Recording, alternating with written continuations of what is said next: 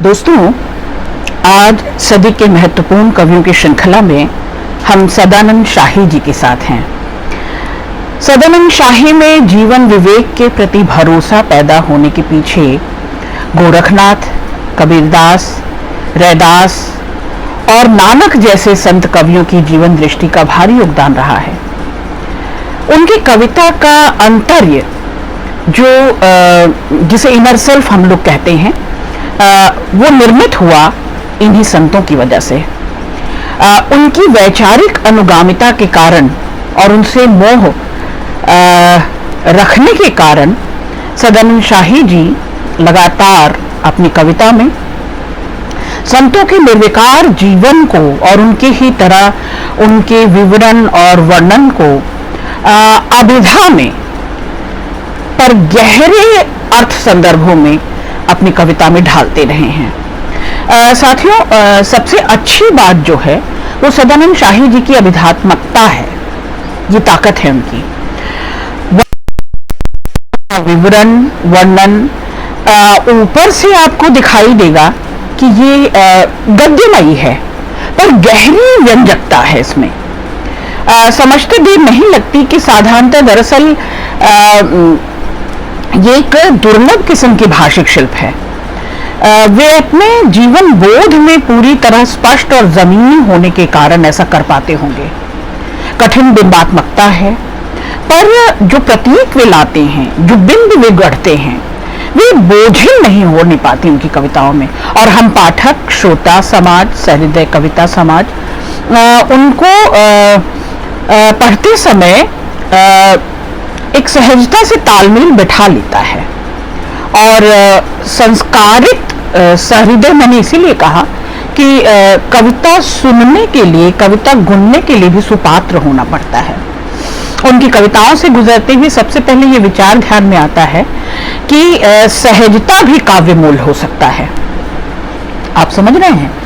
मतलब बेहद सहजता से वो बिंबों को, प्रतीकों को आपके सामने खोलकर रख देते हैं और आप उनकी कविता के गुरुत्व को, गंभीरता को भी बिना किसी समझौते के सहजता से अपने भीतर ढाल सकते हैं। ये उनकी कविताओं की खूबी है। उनके यहाँ शायद ऐसी कोई कविता होगी जो अपने कठिन प्रतीकों, बिंबों या फंतसी या हेत्वाभाषों से पाठकों की समझ की परीक्षा लेती हो। आप समझ रहे हैं? ऐसी कविताएं जिनमें व्याख्या के लिए कोई अवकाश छोड़ा गया हो। अर्थों और अभिप्रायों को भाषा की रचाओं में सदानंद शाही इस तरह गूंथते हैं कि कथा और कथ्य का अंतर बन जाता है। और यही इनकी कविताओं की खूबी है। शोधार्थियों, अर्थ की जगह एहसास ले ले तो आलोचकों के लिए तो ये हमेशा से चुनौती साबित होती है। मैं हमेशा से कहती रहती हूँ कि कविता सुनने सुनाने की विधा है तो श्रोता महत्वपूर्ण है, पाठक महत्वपूर्ण है, आलोचक महत्वपूर्ण है।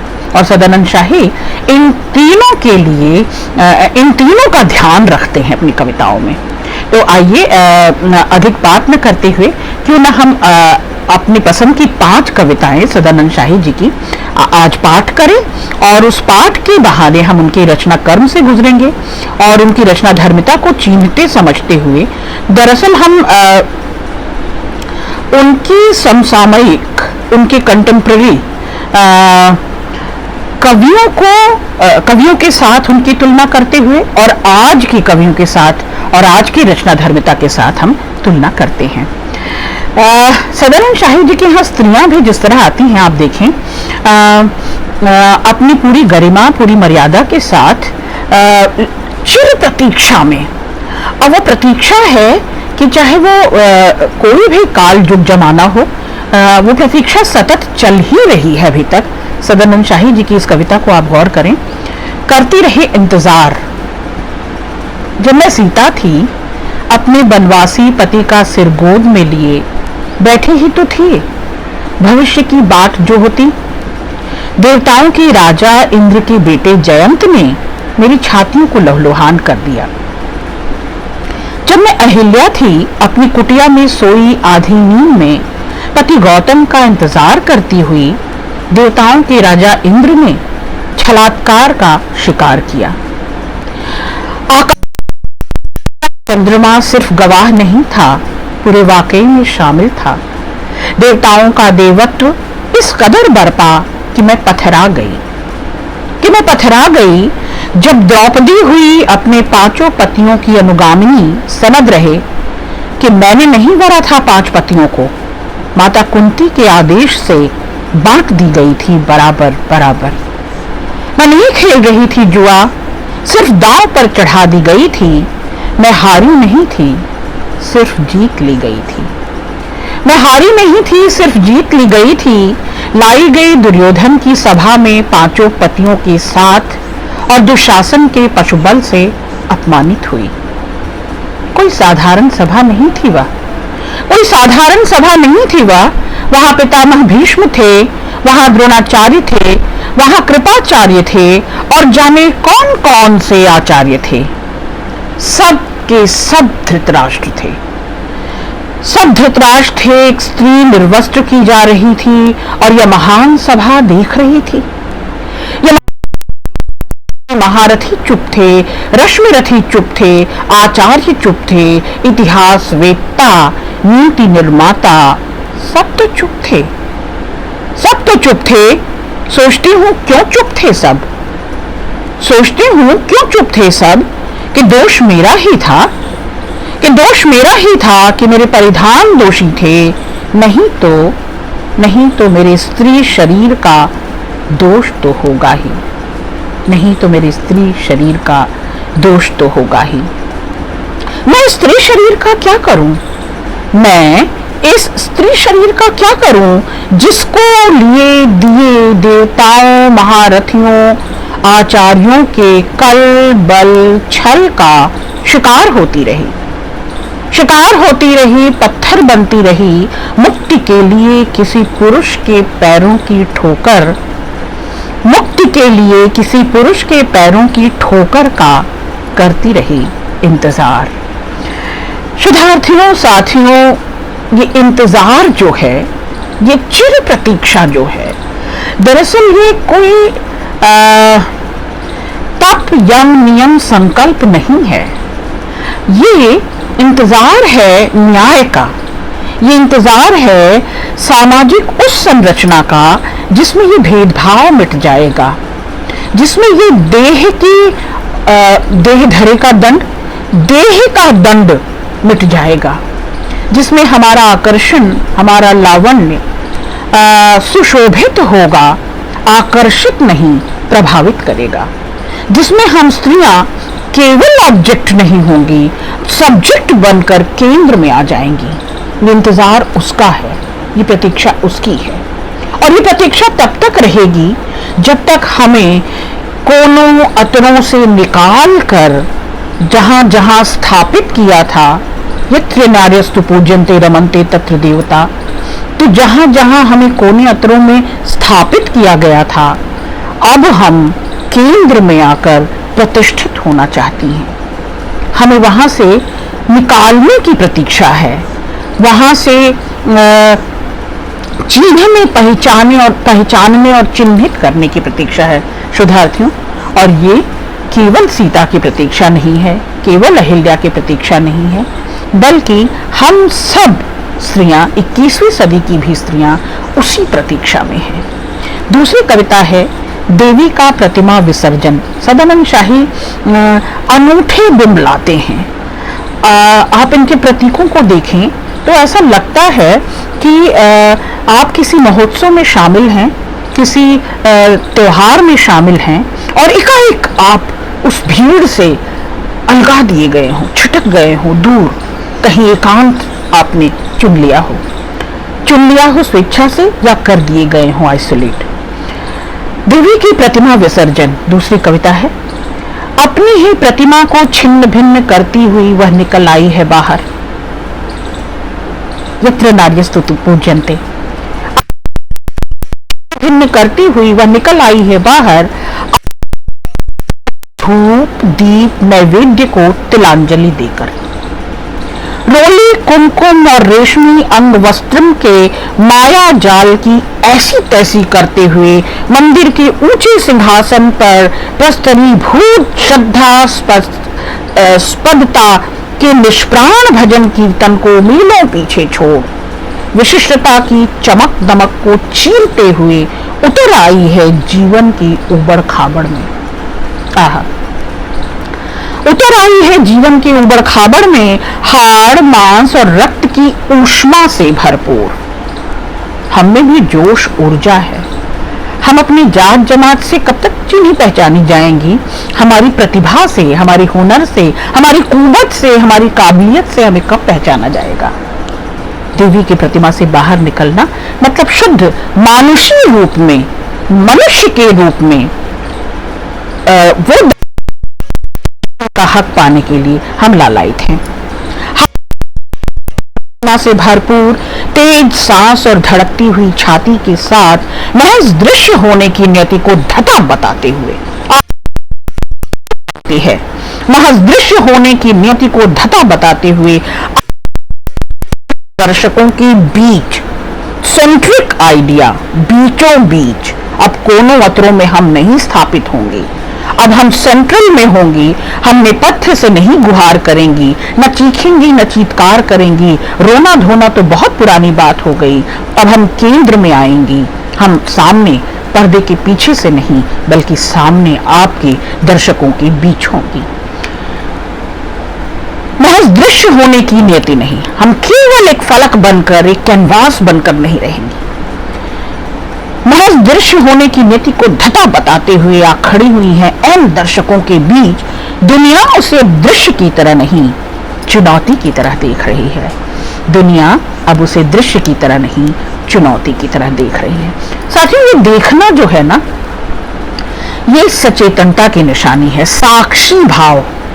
और साक्षी होना किसी दृश्य का उसकी सदियों से चलती यातना, यंत्रणा, पीड़ा, वंचना का के रूप में नहीं बल्कि जो देख रहे हैं वे साक्षी हो रहे हैं, वे प्रमाण बन रहे हैं। वे दरअसल एक वो जो केंद्र में आ रही है तो अपने आप को उपस्थित करके दर्ज करा रही है। जब हम इतिहास नहीं, हम अतीत नहीं, हम वर्तमान होने जा रही हैं और अभी हमी से हमारा भविष्य है। तीसरी कविता, वह बिगड़ैल लड़की। कर खुश हो सकती है कि चलो तालियां तो बजा सकते हैं। समझदारी उलट चलकर जड़ सकती है तमाचा। ऐसी हर समझदारी के मुंह पर जो समझौतों से आती है, ऐसी हर समझदारी के मुंह पर जो समझौतों से आती है, हथेली पर इंद्रधनुष उगाने का सपना लिए लगा सकती है पृथ्वी के पूरे 7 चक्कर और खाली हाथ लौटकर भी खिलखिला सकती है। घर हो या घरौंदा, घर हो या घरौंदा, किसी पिंजरे में नहीं बसते उसके प्राण। आकाश के इस छोर से उस छोर तक विचरते हैं।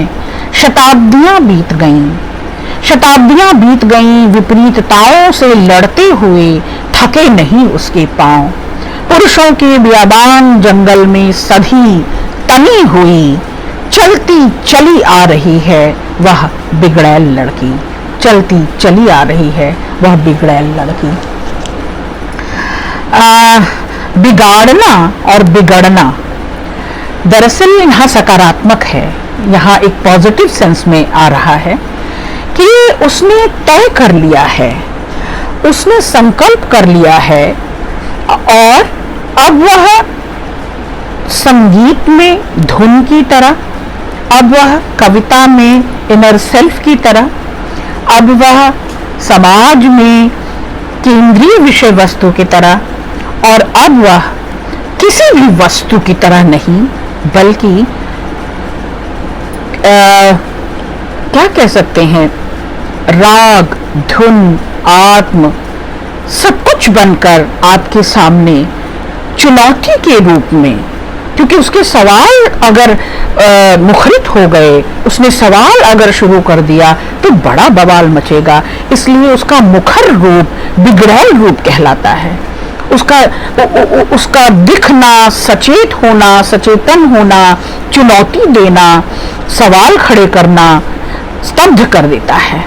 और इस पुरुष वर्चस्ववादी समाज में जहां पर पूंजी और पुरुष का वर्चस्व अब तक कायम है, वह स्त्री चुनौती के रूप में खड़ी होती है। सैल्यूट सदानंद शाही। ये कविता बेहतरीन कविता है शोधार्थियों, इस पर हम बड़ी चर्चा भी करेंगे। अगली कविता है मेरी पसंद की। मैं सोचना चाहता हूँ पर सोचने से डरता हूँ, कहीं सोचना मुश्किल में न डाल दे। यही सोचता रहता हूँ, मेरे चिकित्सक ने भी कहा है सोचना मुनासिब नहीं स्वास्थ्य के लिए। बात की मनाही हो जाती है, वही करने का जी होता है। मनोविज्ञान। जिस बात वही करने का जी होता है। चीनी मना हो तो मिठाई खाने का दिल करे, नमक मना हो तो नमक। बीवी बच्चों की नजर बचाकर थोड़ा बहुत हाथ साफ कर ही देता है आदमी। की मनाही हो वही करने का जी होता है, कर रहा है। तो भाई डॉक्टर जी, रोक सके तो रोक ले। मैं आज सोच रहा हूँ। सोचना, चिंतन, मनन, दुनिया को नए तरीके से रचने गढ़ने की दरअसल उठापटक, द्वंद्व है, संघर्ष है। और इस द्वंद्व और संघर्ष से, दो विरोधी ताकतों के जूझने से, होने न होने, सोचने न सोचने के द्वंद्व से एक नई शक्ति का जरूर प्रादुर्भाव होगा, जरूर एक नई चेतना जगेगी और वह चेतना सर्जक होगी। अगली कविता दाल में तिनका। चौकी में ही मुहावरे शीर्षासन सीख रहे हैं, सर के बल खड़े हैं। मुहावरे नए अवतार में प्रकट हो रहे हैं। दाल में कुछ काला है, दाल में काला क्या है, दाल में काला क्यों है? अरे दाल पीली होगी तो उसमें काला होगा ही, जैसे दाढ़ी होगी तो उसमें तिनका होगा ही। चोली और दामन का है, तिनके फंसेंगे ही दाढ़ी अपना काम करेगी, तिनके अपना काम करेंगे। दाढ़ी में फंसे तिनके अचानक दाल में आ गिरेंगे।